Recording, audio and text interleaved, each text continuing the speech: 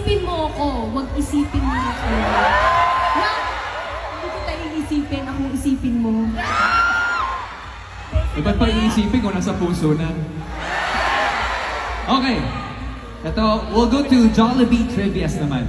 Okay? Jollibee Trivias. And remind lang sa ating girls, please use the mic, okay? Ready?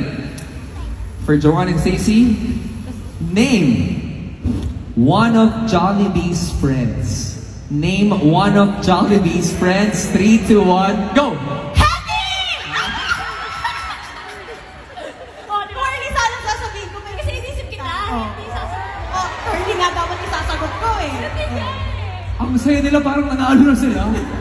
1 point, nakahabol na. Bravo ka natin, Josie! Win a game! Okay, tingnan natin kung ano magiging score ng ambebes natin. Sheena and Gwen.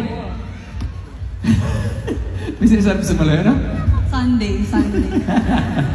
Okay, tingnan natin ha. Name one usual dine-in food sa Jollibee. Name one usual dine-in food sa Jollibee. 3, 2, 1, go! Cheesy hamburger. Nag-uusap. Nag-uusap talaga yan. Hoy! Tinay po kasi yung script sa amin. First thing na nasa isip ko eh. Pero ang sabi mo ay?